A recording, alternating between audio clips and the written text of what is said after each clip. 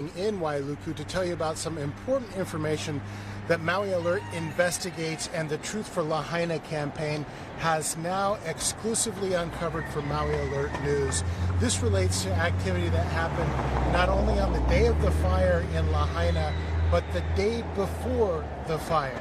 Maui Alert has obtained documents that shows the timeline of events between the mayor's office and former emergency management director Herman Andaya. You might remember that name, Andaya, because he was the one that was the center of controversy, took so much blame for not sounding those sirens, the hurricane warning alerts that were in Lahaina on the day of the fire.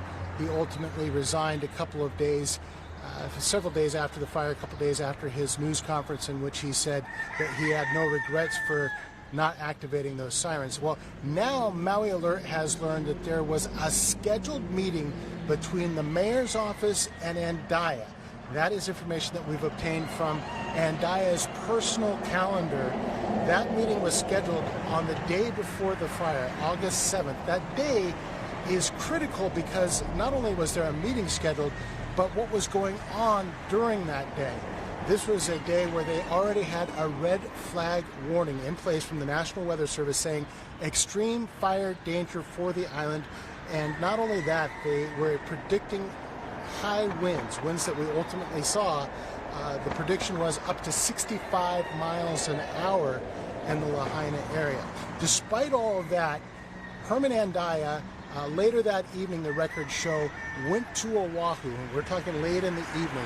Went to Oahu. So the questions become, what did the mayor know about Herman's decision, Mr. Andaya's decision to leave the island and go to Oahu under those circumstances?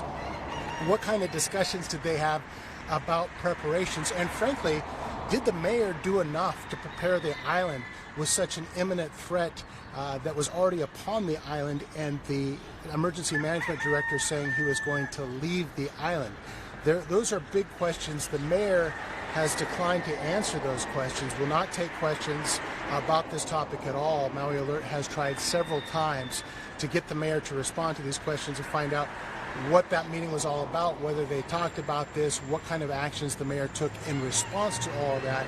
But nonetheless, like I said, Andaya winds up leaving the island around 6 o'clock that evening and does not come back to the island, despite the early morning evacuation notices that were already in effect the very next morning, August 8th, the day of the fire. All throughout the day with the fires, does not come back until the 9th. That is something that also needs to be questioned about, what the mayor knew about that and whether the mayor was instructing Andaya to return.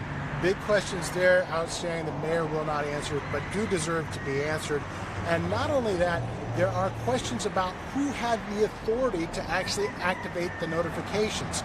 There were questions at the time whether the county was going to allow one of Andaya's subordinates the decision power to make those emergency warnings. They wound up ultimately allowing this gentleman that worked in Andaya's office to do that. But Maui Alert Investigates has now also exclusively learned which warnings the Emergency Management Office actually sent out.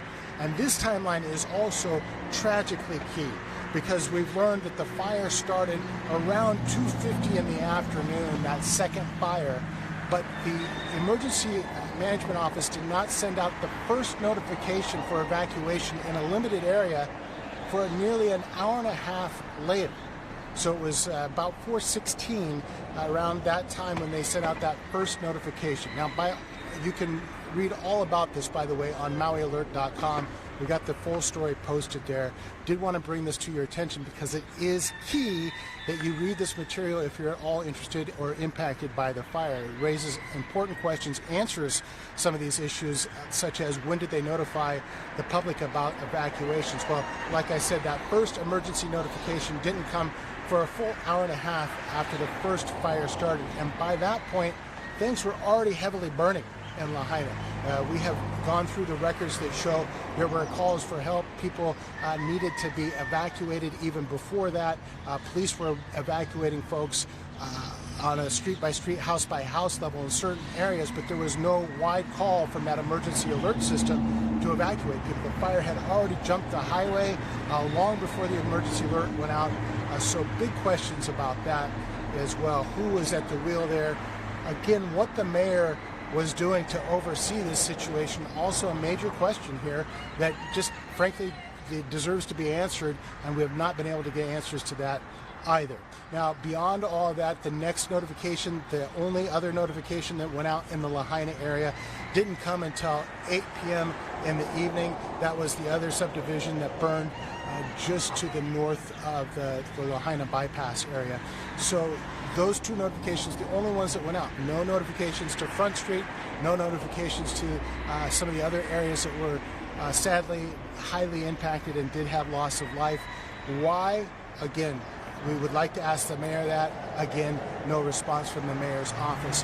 However, we can tell you that in addition to none of those alerts going out, remind folks that, you know, a lot of people say that they didn't have cell service and so on. So it's not entirely clear that when that cell service would have gone out. It does seem likely that at least some of the cell service was disabled due to the fire itself. So had those notices gone out early enough, it is entirely possible that they could have reached people and more people could have survived.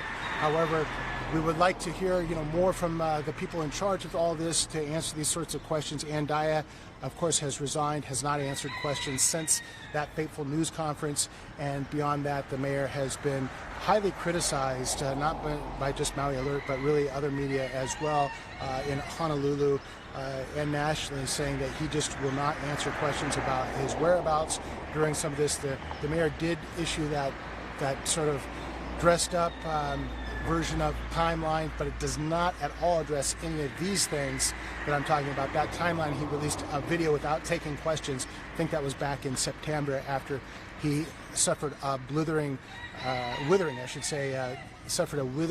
round of criticism for not knowing what was going on the day of the fire, not explaining his whereabouts and so forth. This just adds to those questions. So big questions there.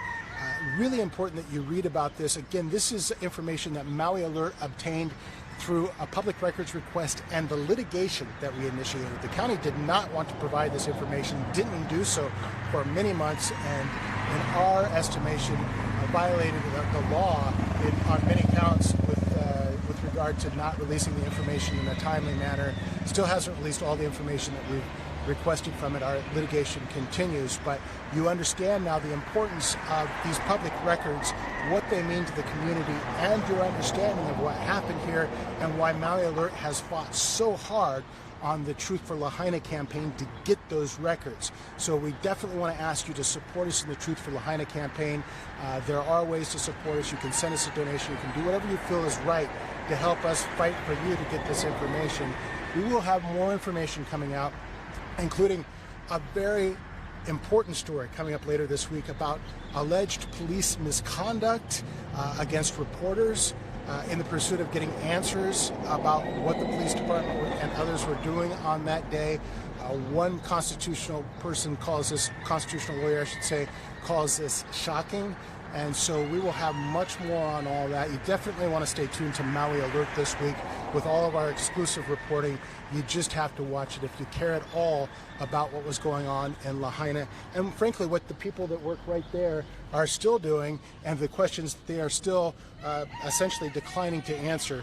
If you care about any of that stuff, you really do need to pay attention to Maui Alert this week, because we'll have a lot more on both topics coming up very soon. That's it for now, everybody. We'll see you for breaking news and all of the other investigative stuff on MauiAlert.com.